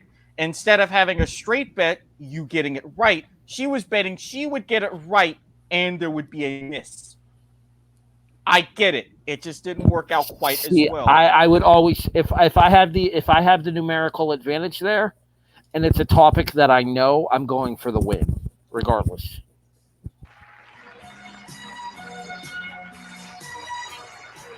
Welcome back, folks. This We is miss the you, final Alex. for the championship. The wagers have been made in secret, players. In a moment, I'm going to give you the final Jeopardy answer. You'll have 30 seconds in which to write down the question. Be sure it is in the form of a question. Here we go. The category is the calendar. The final Jeopardy answer is Episode calendar 2. dates with which the 20th century began. Good luck. What is Wednesday? Back in the day, which was Wednesday, That's my guess. I'm saying a Wednesday. no, calendar date, not Oh. day of the week. Oh, January 1st, 1901? 1, yes. Keep that in mind. So All right, time's up. Let's find out who today's winner is going to be. Paul Schaefer, you were in third place with $1,100. The answer was the date with which the 20th century began, and you said the final Jeopardy question was, what was January 1, 1900? That is incorrect, I'm sorry to say. Let's see how much money you risked on that. All $1,100, and that means you wind up with 0. Next, we had Lynn Crawford with 5,000. Your answer was, or your question was, what is January 1st, 1900? How much did you risk on that incorrect question? All of it. You wind up with nothing. wait, are we talking about I have a triple feeling I know zeros? how our champion played this. He started off with 9,500. Let's find out, first of all, what he thought the correct final Jeopardy question was. What is January? We are 1, talking about a 1900? triple We zero. know Yep. Now that is wrong, but how much did he risk? Did he go for the whole bundle? So Great. Oh boy. What? can you pull up that I'm at a webpage loss that for I just words, linked but in the a chat? situation like this, Because this actually isn't the first time that this scenario has happened. easy go. Wait, this is the first time. This is All of our episode contestants 2. wound up with nothing. We have consolation prizes for each of It's them. happened Tomorrow, since, is our what I'm Jeopardy saying. We'll be bringing in 3 new players to play the game. But Okay. our champion, remember, Greg is not leaving us empty-handed. We don't He have won to play the $8,400 clip if we in don't cash want to. on our last program. Kill the Next clip, time Eric. on Jeopardy. Wait a minute. So they're bringing him back? No, No. all 3 only get consolation prizes, which is Yeah, not that's what would okay. happen. Yeah, so pull up that link that I posted. That is in the not chat. what would happen on the modern era, though. No, that's exactly what would happen on the modern era. This is straight from Jeopardy's website. Only in a triple always- zero is there no returning champ. Yeah. Oh, so If all 3 contestants lose and they're tied for a loss, right, in Final Jeopardy, we'll just go down. We'll break it down because it's number like 4 or number 2. There we go. number So 2, starting no with winner. tiebreakers, that rule has always been in place. At the time that this article was written, scroll up a little bit, Eric. At the time that the article was written, which was in 2016, the most recent instance of a tiebreaker at that time was in the 2014 teen tournament. But that's always been the rule of if 2 or 3 players are tied and it's not a triple zero, Alex, or now in this case Ken Jennings, will read a category or present a category and read the clue. It doesn't have a dollar value. It's just sudden death. Whoever gets it right wins. and it will be repeated until somebody answers correctly. Our second scenario, which is the version of the clip that we just rolled, if all three contestants wager everything in Final Jeopardy and respond incorrectly, there's no returning champ. The subsequent show will begin with 3 new players. There is a clip. We just watched a similar one. We don't need to roll. Those are the only second one. 2 instances of the 000 in the show's history. Number 3, as far as weird scenarios that could happen. Wild cards for in tournament wild cards, if there's ties, it's decided by highest dollar amounts of non-winning players. This is a particularly rare scenario because quarterfinalists are sequestered until they play, and there's no way they can know what a qualifying amount may be. So what are the chances of a tie? You may remember the scenario from the 2016 College Championship. All had the same totals. This was like NFL playoff scenarios that were ran on a special episode of this network. Not just NFL playoff scenarios. That wouldn't be more applicable. Think of this as with ties in standings with medals or with points, medal count back. That's how this was basically applied. Yeah. And you could even see they went down the list.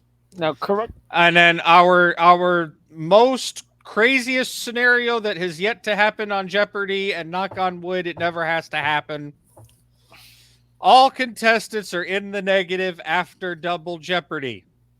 The only way you ever see this happen is on a Will Ferrell hosted SNL Celebrity Jeopardy parody.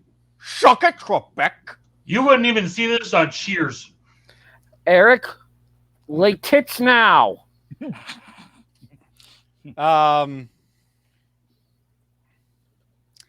Yeah, so in the event that all 3 contestants Send have us back full 0 screen. Oh, go ahead. Let him read. Sorry, I didn't think he was going to read. Sorry. have 0 or there's a reason why I'm reading this. Have 0 or minus amounts at the end of Double Jeopardy, no Final Jeopardy round would be played. So normally, if you have a negative amount at the end of the first Jeopardy round, you get eliminated and you don't play Double Jeopardy. That's not true at all. Wait a minute. No, sorry. No, I got that back. Say it right. If you're negative after Double Jeopardy, yeah, I'm sorry. You don't play Final. Yeah, but if all contestants are in the negative after Double Jeopardy, and they would be eliminated for Final Jeopardy, show's over. There's no Final Jeopardy played. It would just be 3 minutes of Alex dancing. I'd be okay with that, actually. But Harry Friedman, who was the executive producer back then, and ironically is the executive producer again currently. Thank you, Sony, for doing something right. Thank you, farewell Dick of the Week. Just in general for Mike Richards. Harry Friedman does have the authority, if you will, to play Final Jeopardy for the folks at home. All right, so what I was saying about that there, because those are the current tiebreaker scenarios as the show stands there, what I was pointing out too is the way that the show used to be for longtime fans that may not remember is that when 2 people were tied with the same score after Final Jeopardy, both champions would return on the following episode. You would have a dual championship. But I go back. I don't ever remember that being a thing. Yes. I do, as a matter of fact. I have seen that. Eric, see if you can't go ahead and pull up a YouTube clip of a. Eric, I'm asking you to find what I could find there. The 3-way non-zero tie, because there's only one.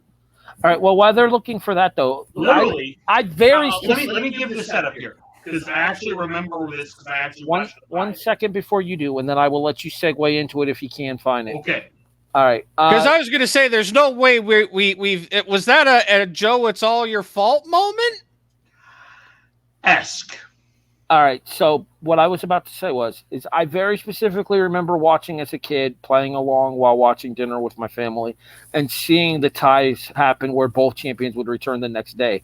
I think it got to the point of the show of increase in production costs in order to bring back both champions, and that's why the rule was put in to put the tiebreaker in there in order to eliminate one of the two co-champions. Because I'm almost certain, if I'm not mistaken, that when the show would start the next day, and Johnny Gilbert would do his introductions, he would introduce them as co-champions. He did.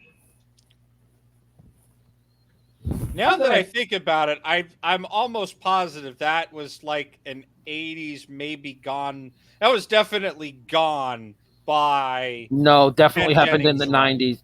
Well, yeah. I think the three-way tie was in the 2000s. Actually. I found it. A 4-minute clip Yeah. where So Set it up. If I can do the setup. Set it All up, right. Jonathan. Alex Trebek, when they're between rounds, will often go to the audience and field questions that anybody in the audience has to fill the time in the commercial breaks. Once someone asked in the audience, I know there's been two-way ties, has there ever been a three-way tie? And Alex Trebek said no. Someone on the contestant stage overheard this. The dollar amounts were in a tricky situation where it could happen. And he said, screw it, let's make history. Clip, please. I'm starting it from the beginning of Final Jeopardy. Wait a minute. Are you claiming collusion here? Thus the esque earlier. Roll the clip. The $5,400 lead, and this category coming up is Women of the 1930s. We'll have a clue in a moment. Mark Twain found his telephone irritating and often dashed I'll off fast notes forward to the past phone this. company complaining that he heard artillery noises in the background. We're dealing with women of the 1930s, and here is the clue. One of the men who shot her realized when he saw her body that she'd often waited on him at a cafe in Dallas. Bonnie. 30 seconds, contestants. Good luck. The Bonnie from Bonnie and Clyde. I don't know her last name. Oh, you'll find out. Am I correct? Mm-hmm. Cool. Bonnie Medea? Who is the tie Bonnie at Parker? $8,000? You have a second. I don't know why, but the tie name Bonnie coming. Medea is coming to me. I heard somebody say Bonnie Dennis, we'll come Parker. to you first. That was the guy recording woman it did you because think clearly of? he's doing You it on came a up with cell who was phone Bonnie or Parker. You're handy right. cam. She and Clyde Barrow shot in 1934. You double your score to 16,000. Let's go to James Kirby. Wrote Watch down the leader response closely. rather quickly, and I will assume he got it right. Did he? Yes. Wager. Hello. 8,000. He doubles to 16,000 as we come to Scott Weiss. Scott, did you get Bonnie You Parker? muttered you're welcome. You did. What did you risk? Aha! 2,600, 16,000. The first time ever a three-way tie. Enjoy the weekend. You'll all be back with us on Monday. No new players next week. Come see us then. Okay, the key part of that clip, go ahead and bring us back here, Eric. The key part of that clip is Alex mentioning no new players because all three are coming back. Correct. That's why they went ahead and implemented the I'm gonna tiebreaker do for some regular season Which- play. Which, in my imagination there, that's a $32,000 reason why they would want to implement that rule there. Because that's 32 Archive. that's 32 grand more that they would have to put out. Are you serious? Technically, under these modern rules, it would be 29 grand more than they would have to pay out. Second place gets 2 grand. Two, one for third, yeah. That episode was from March 16th, 2007, episode 5190. Mm-hmm. Our show number, because I know somebody's going to send an email. Yeah. In the chat that we have privately here, by the way, that was a Friday. Here, the following Monday, if you play the intro for me, please. Show 5191, Monday, March 19th, 2007. All right. Mr. Nielsen, round of applause, good sir. Round of applause. Again, I when am the historian. He's the historian, and we're the diehards. You knew this was coming. And I am the master of Google. Let's meet today's 3 returning coaches. Just ask me how fast I found the JR. Pause. Yeah, he just talked over the most important part. Overtalked. 2-minute penalty for over talking. Replay the clip. Oh, you guys have done it over my clips before. Shush. You're the one that was questioning this here, so that's why we want you to specifically listen to what Johnny Gilbert says. Mr. Watkins? Let's meet today's 3 returning co-champions. A quality assurance engineer from Union City, California, Anders Martinson, whose one-day cash winnings total $16,000. A humanities teacher originally from Live Oak, Florida, Jamie Kirby, whose one-day cash winnings total $16,000. I'm going to pause this here because you damn right when something like this happens, a Florida man had to be involved. Plus, I'm not that far from Live Oak, so... I mean, we know where Live Oak is. We passed through it on our way to vacation. Maryland, Scott Weiss, whose And of course, the other guy's from Maryland, Eric. $61,001. And now, And if you'll keep going, the explanation I gave, Trebek will give. Time out. Rewind. Yes, I was a disabled contestant. I was about to ask, cerebral palsy? I don't know, but he definitely had a deformity in his left hand for sure. I'm thinking CP. I didn't notice that in the original clip there. He didn't really show his hands in the previous clip. That's fair. I mean, more power to him. In the interest of time, I would like us to keep moving, though. Okay. I am curious to see what Alex has to say here. So. Welcome. Nothing wrong with your sets. Yes, 3 returning champions. In case you missed Friday's program, let me explain briefly what happened. We went into Final Jeopardy. Jamie and Anders were tied at 8,000 apiece. Scott at about 13,000. In the commercial break just before final, a young boy in the audience asked me, "Have you ever had a 3-way tie, Mr. Trebek?" And I said, "No, we've had a 2-way tie, but never a 3-way." Scott overheard that, wanted to make history, figured Jamie and Anders would bet everything they had. He wagered just enough to tie them at 16,000. All 3 were right, and we have made history. Did Scott do the right thing? He's facing 2 very good opponents again. We're going to find out. All right, so I'm going to ask. I'm going to ask the important question here. We can go ahead and would you like the spoiler because I have the J archive up? Absolutely. I was just about to ask. Did he make the right decision? No. He got beaten on this episode. I'm going to say it was Jamie that beat him. Did you look up the J archive? I did not. I just took an educated guess. Well played, Mr. Broadhurst. Well played. Woohoo! Going into Jeopardy, or going into final, excuse me. Yeah, careful, Mayim Bialik. Scott leading at 22,600. Jamie at 11,900. And Anders at 10,000. Did Scott? So Scott. Your final Jeopardy category. Ooh, play along at home. Quotes. Okay. Can we get the 30-second think cue, please? Oh, that's going to take me a while if you really go. Don't worry about it. Just ask the question. I have to do everything on this. Go straight to the question. You don't have to do everything. Go straight to the question, mister, in the interest of time. We're coming up on 2 hours. I'd like to wrap this up inside of it. Come on, ask the question. I mean, technically, you'll wrap it up before you go inside. Never mind. Family Historic show. Quotes. Family show. Historic quotes is your category, gentlemen. You can take the news desk thing off so we can have our name tag play along at home thing going. That's what I'm pulling up now. I'm going to disqualify myself. Eric already knows the answer to this question. Mm-hmm. On May 5th, 1961, he famously exclaimed, "What a beautiful view." 30 seconds, gentlemen.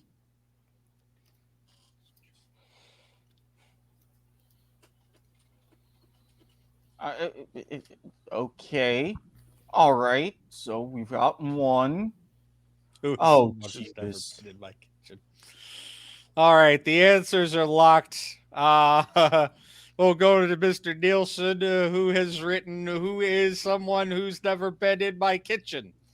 While you are technically correct, that unfortunately is not the best kind of correct today. You wagered, nobody cares. I wagered 0. We move on to Mr. Broadhurst, who wrote down, who is John F. Kennedy? You are also wrong. May 5th, 1961. What was that date? Martin Luther King? No, that was in 68 when he was assassinated. Didn't even make his speech until 63. You can tell history is not my strong suit. Freedom 7 spacecraft, the first crewed space mission for the United States. Think about it. 61 Sputnik space race for all mankind on Apple TV is based on an alternate history. I don't have Apple TV. The correct answer was, who is Alan Shepard? Jamie was the only one that got it right. Scott and Anders both said, who is John Glenn? Anders bet $9,999, leaving him with $1.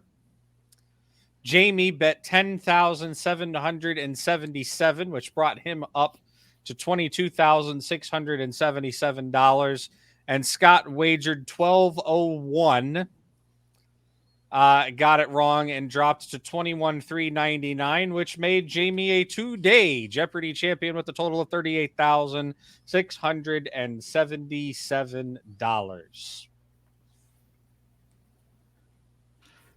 And with that, let's go to the big finish. All right. You have been listening to Life is Like a Game Show, TattleTales, a presentation of the W2M Network, online at W2Mnet.com. In addition, you can find us on all of your favorite podcast listening services: iTunes, iHeartRadio, Stitcher, Spreaker, Podbean, CastBox. Make sure you rate us 5 stars on Spotify. Subscribe to the YouTube channel to watch us on video.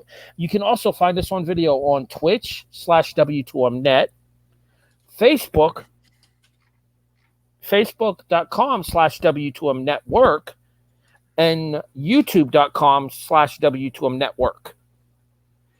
There's also a couple of other places that Eric will tell you about right now. For those of you who prefer to take your podcast orally, never you mind. And we shout out to those of you especially who join us late on Twitch. You're more than welcome. Stick around. Watch us on YouTube. But Stitcher, Spreaker, Podbean, CastBox, you mentioned rating and reviewing on Spotify, iHeartRadio, Apple Pods, Google Pods, Overcast, you name it, we are pretty much on it. Rest assured. Speaking of the socials, Mr. Watkins, where can people find you on yours? When I'm not here, either on Life is Like a Game Show, Soccer to the Max, whenever we can get around to that, League to the Max or whatever, a sort of, maybe iteration of the kickoff. Stay tuned for that. Anyway, when I'm not on this network and you're sick of hearing my voice, Twitter at Squid Sports Head, Facebook occasionally Eric Watkins, Guy, Wine, Recliner. You get the gist. Slide into my DMs on Twitter, strict and thorough vetting process. You will get all kinds of other dark social media. It's gotten even better. And yes, like the show, I am also on Discord. Come hang out with us. Have a chat with us. Link in the description. Leagues to the Max or whatever. That sounds like an awful Espinoza thing to do. That's your cue, Brian. Spotify is here. See, I refuse to go into the plugs because we forgot the important housekeeping announcements. We're going to get to that once you mention the plugs. Indeed. Okay, fine. In that case, I'm going to take 15 minutes to plug myself now. You could be everywhere and anywhere. God, use more lube, sir. It shouldn't take that long. Phrasing.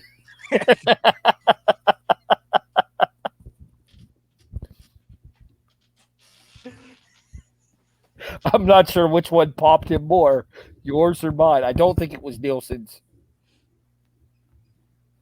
So when he's not there, completely broken and laughing, you can find him on Twitter. Laughing? You can find him on Twitter at the Indesian. Yes, it's happening all over the place. Yes, since he is currently unable to, I will let you know there's going to be a significant shift for some of our various podcasts in like a coming. Officially, Wait a minute. Did we come full circle from last week's gimmick where I did your social media while you were out cold? Yes, absolutely. Go ahead and Yes. continue, Eric. So when he's You not, can keep going. so See you do it. what? Well, I already mentioned your main like social media, and I plugged the show Discord. And what I was going to mention, since you were busy having a conniption of laughter, is that we're going to have a major scheduling change with our podcast. Life is Like a Game show a drink. will be moving to Tuesday nights. League to the Max will be remaining on its normal Monday schedule. Point of Viewer, with a certain disembodied voice, turning the tables, will indeed, after this week, be moving to Sunday nights. This week, Friday night, will be a go. And again, put the kids to bed for that one.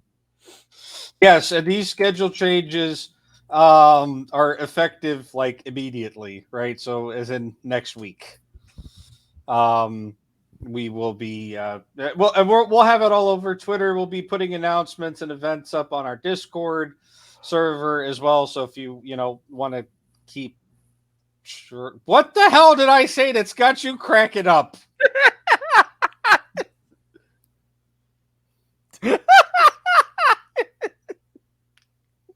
I don't know what I did. Chat, it's in the chat. See, I'm not laughing, so I can plug my own socials. Yeah, let 2002 here on Twitch, Twitter. Take it away. was that what, Instagram, most places. Instagram, you have to throw the NY at the end. Sure, fine. And yeah. Speaking of which, on the Switch, I'm actually going to be doing something new there. I'm going to be doing some commentary on some speed gaming races coming up this week. So stay tuned for that. Also, I'm a disembodied voice when Point of Viewer doesn't go into the deep end. That's that. You're the emergency voice. You're the emergency disembodied voice. Like I'm going to put this in a reference that probably only Eric will understand. You are the chainsaw in the box in case of gang biker riot break glass. Eric gets that reference, and I'm pretty sure that's it, and that's okay. And you could also occasionally find me on the kickoff when they got to talk crazy playoff scenarios. Actually, I think we may as well make it official. We did a test run of something a couple of months back for Rattlegion Broadcasting, where Mr. Watkins and myself did alternative commentary for Jazz Lakers Game 5, I think it was. What, Jazz Clippers? Jazz Clippers Game 5. And we dubbed it BWSR, the Broadhurst Watkins Sports Report, Sports in Black and White. That is probably going to end up taking the place of the kickoff. Still working out minor details. But that does. And how the hell does a basketball show take over for a football? It's all sports in generalization. Basketball, baseball when it exists, football, cricket. I mean, if baseball doesn't exist this year, then the Atlanta Braves are your 2022 MLB champion, so I'll take it. Hey, if the Islanders are on and I'm available, you can drag me in, just saying. Congratulations to Zdeno Chara, but that's the only good thing that you've got going for you this season. I just watched the Red Wings lose to the Avalanche. Anyways, back on topic here. So you don't want him. You don't want him. BWF, especially if he gets a couple of beers in him, because then it's going to be shorter than 4 seconds. I guarantee it. BWSR potentially coming soon to the W2M network officially. We need to plug this one more time before we get out of here. Remember, this Sunday night, Sunday, as Brian put it so eloquently earlier in the show. Sunday. Volume warning. You set me up for it. That's your own oh God, Bottles. On Damn fault. On Trial quiz show 1994 with Mark Radulich of the Radulich and Broadcasting Network, as the five of us discuss the movie based on the game show scandals of the 1950s, specifically referring to 21. The actual scandal itself has been covered by the four of us. It is available in the archives here for Life is Like a Game Show. Next month, it's a big one here. The winner of the greatest game show of all time tournament, The Price is Right, gets its full and proper deep dive.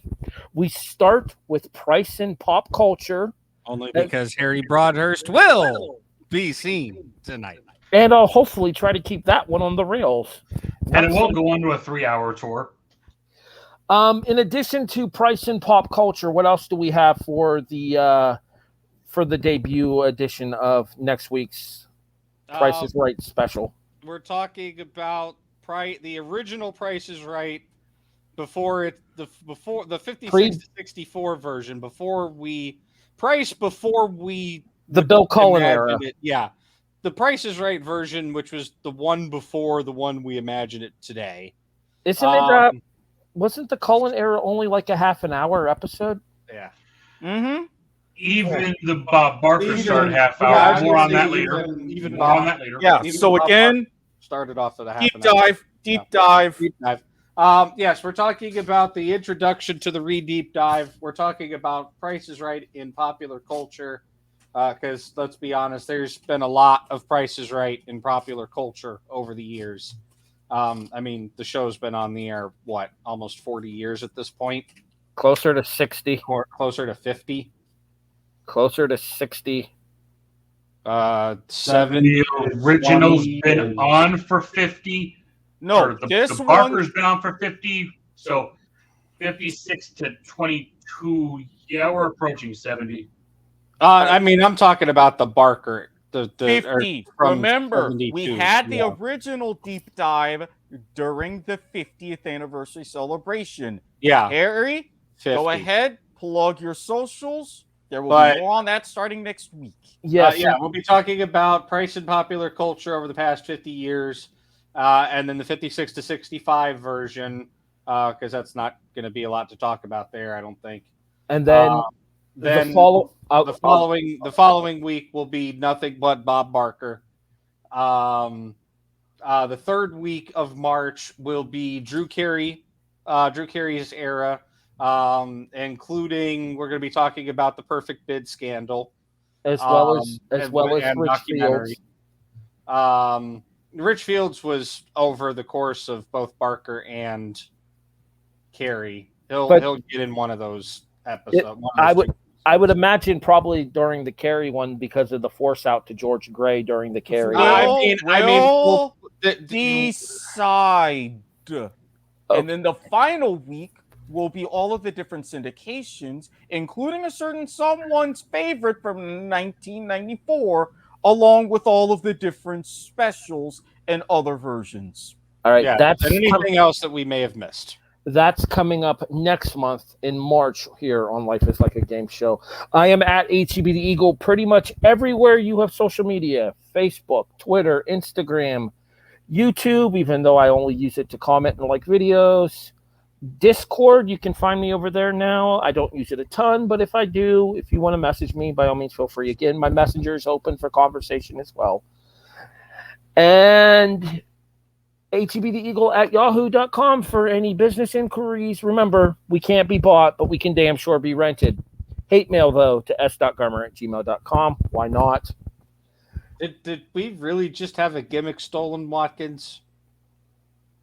We did. And always remember, Have your bracket builders spayed and neutered. Brackets coming back to Point of Viewer here in a couple of weeks, just as a heads up, just in time for the NCAA tournament. Selection Sunday, March 13th. More about that Friday night.